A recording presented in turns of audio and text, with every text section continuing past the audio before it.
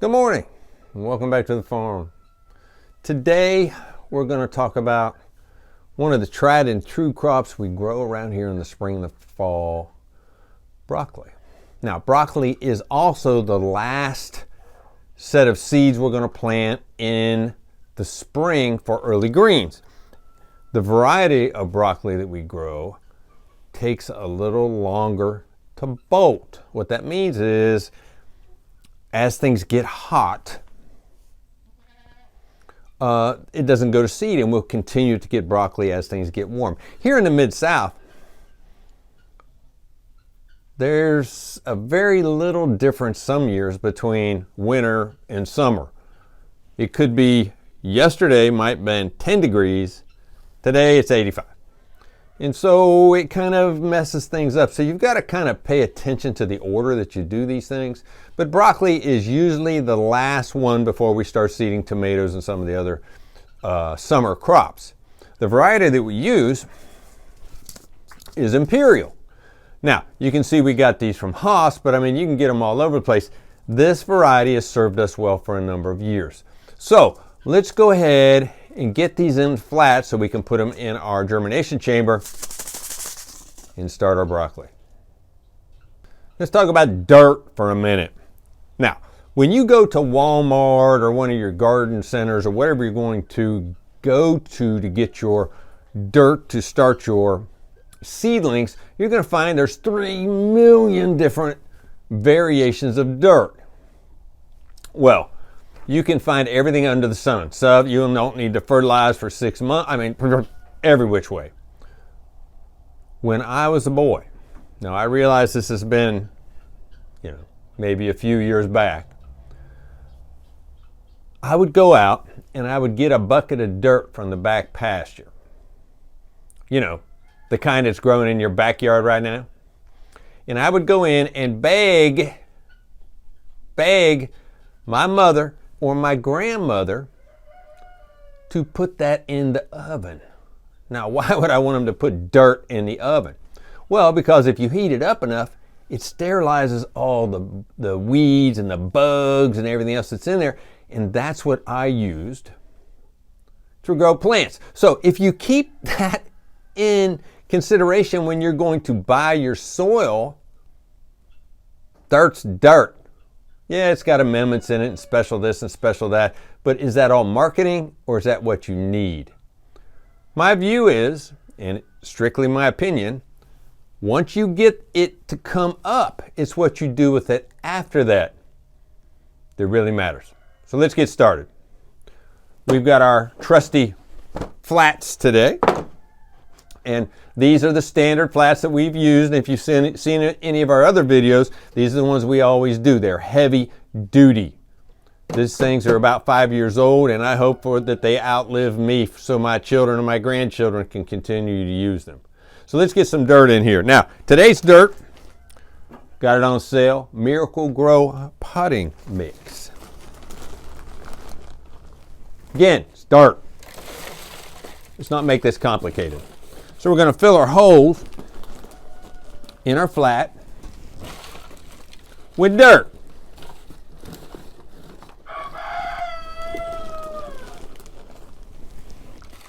Not super difficult, not even NASA stuff.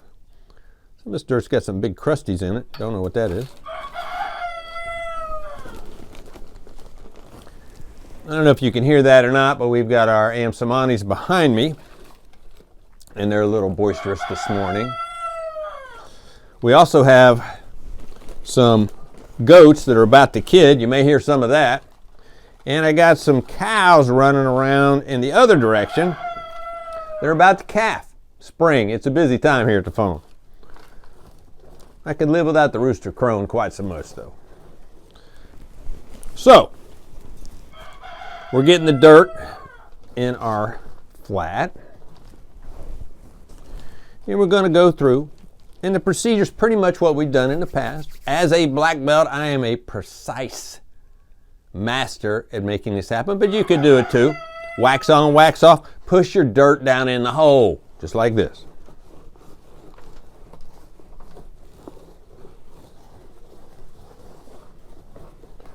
I realize many of you are amazed at the talents that I exhibit during these videos, but you know.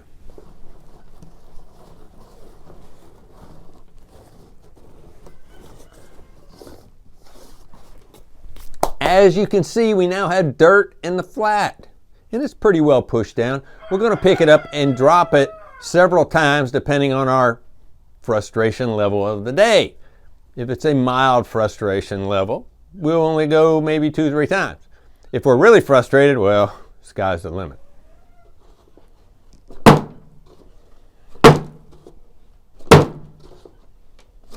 If you notice, the dirt is now compressed even better than my highly technical, skilled hands can do. So we're going to go through and we're going to kind of top it off. Just a little bit, because you want a little headspace. Not a lot, but a little bit.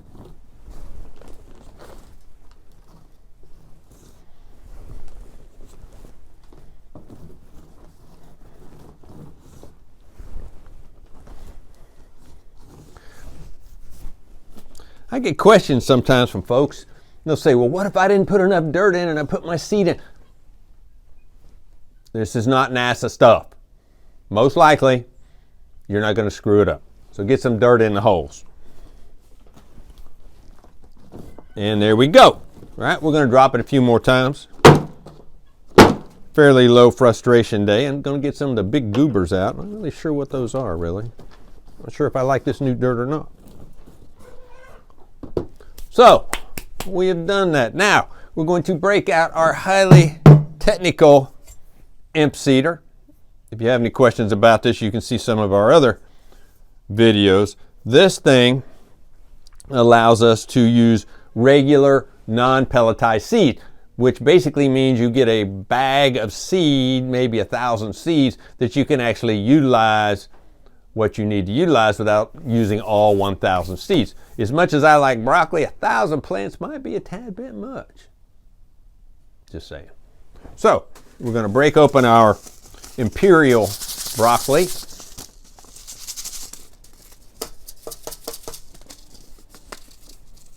And we're going to pour them into our Imp Seeder. 100 seeds, it says. Maybe. If that's the case, we're going to run out of seeds before we run out of flat. Because this is a 128 flat. So, we're going to take our highly technical fingers and put one seed per hole, or at least the best we can. 1, 2, I might actually got 2 seeds in that one. 3, 4, 5, 6, 7, 8. One side done. Go to the other side. 1, 2, 3, 4,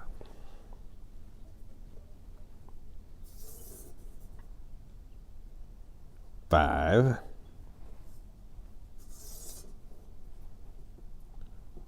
6,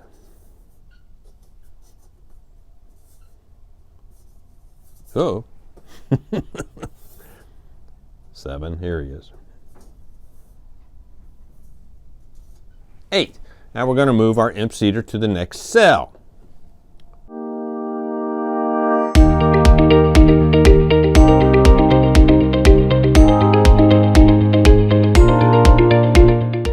Now, we've got all our seeds where they need to be. Now, if you've got 2, 3, 5 seeds in one of those little holes, doesn't hurt anything.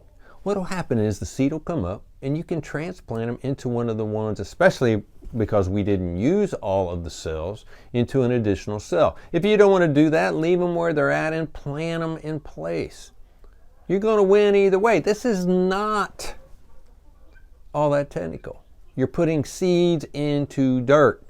Keep that in mind. I get a lot of people that freak out over, well, we got the wrong this and that's not right. And it's like, guys, this is broccoli. You know, we are not rewriting or reinventing the wheel here. Okay, so we're going to take our Imp Seeder off now that our seeds are no longer there. We'll put our seed packet in later so we remember what it is. I got plants growing everywhere. And we're going to get our vermiculite. What we do is we put our vermiculite across every seed flat that we do. Why? Because it keeps the bacteria down and keeps the moisture in. When you water from the bottom, which is what we're going to do, the moisture is going to want to evaporate, and the vermiculite will keep it in. You will get amazing germination by keeping the temperature about where it needs to be, your humidity about where it needs to be, and using vermiculite. It's a game changer. So let's get our vermiculite.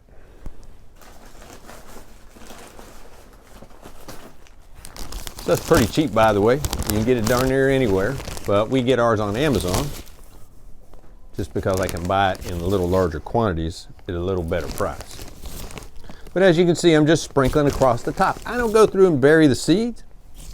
Come on, let's be real. When you are growing your own food like we do,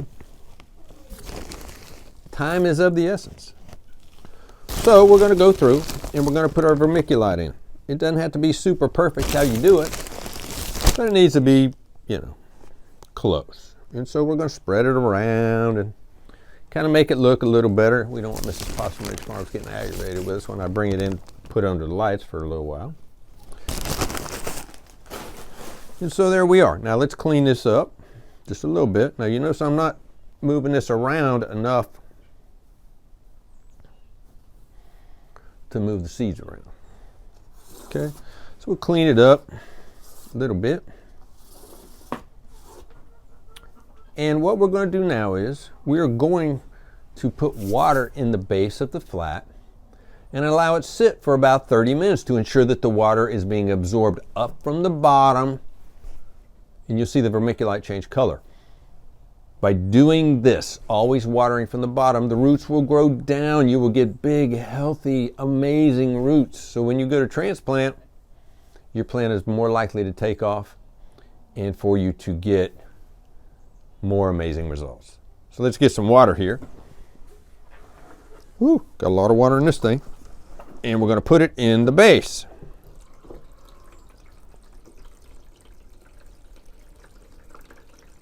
Try not to make too big a mess.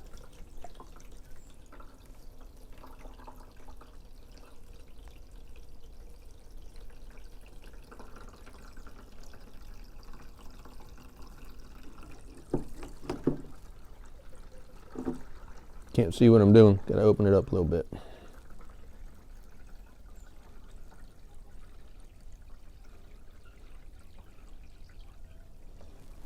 A couple little tidbits of information.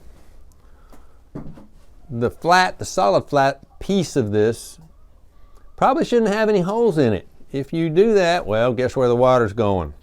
Second thing is, it's going to overfill many times. And the top part may actually even float until it's absorbed. All that is okay. So what we're going to do now is we're going to take a few minutes, about 30 to 45 minutes, go over, crank up the germination chamber, and wait for the water to soak in. And if you don't have time to do that, it'll probably soak in anyway. But we just want to be sure. We've gone through the effort and expense of doing this, so we want to make sure it's right. So we'll be back in about 30 minutes. This year's broccoli is going in a week or so late. Mrs. Possum Ridge Farms has been in the hospital. She's doing okay now. Her surgery is over and things have gone relatively well. But today is the 29th of February, and we are just now putting in our broccoli seed. If we have a very early summer, this could be problematic. My guess is we'll probably be all right using the Imperial variety. Also, if you look behind me, you're going to see this flower. This flower comes from when I was a boy. My grandmother grew these.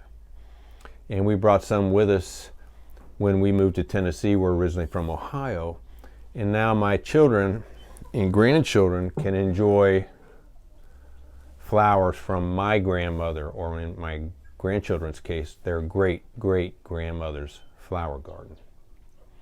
As you can see, the vermiculite is soaking up the moisture from below. So this tells us that this is ready to go, in our case, the germination chamber, but maybe a heat mat under some lights, someplace where you can keep the temperature and humidity relatively constant. Now, broccoli is very forgiving in its germination chambers. Optimally, we shoot for 78. But anywhere between about 75 and 85, that broccoli will be up in maybe 2 or 3 days. So it's going to come up really quick. Broccoli will germinate at a much wider variety of temperatures. We want our stuff to come up relatively close to when we need it, and all about the same time. If I've got the temperatures going up and down and up and down, say I leave them down in the barn and it's 40 at night and 70 during the day, some of that stuff's going to come up quick and some of it's not. Well, when I go to plant it out in the field, I need it all to be about the same size. So that's what I'm saying. So we're going to take this over, put it in the germination chamber, which I just fired up, by the way, and we'll see what happens. And there we go. We're ready to rock and roll. We will go ahead and close the door and check on it later today to make sure all the temperatures are stabilized, and check on it once a day until we have germination, which should be in about maybe 2.5, 3 days. And there you have it. Broccoli germination. It's not that hard, and it's an important thing if you like your broccoli. If you have any questions, let me know. Please like, subscribe, and ring the notification bell. Until next time, I'll see you down at the barn. Hey Ginger, any words of wisdom for YouTube today? Okay.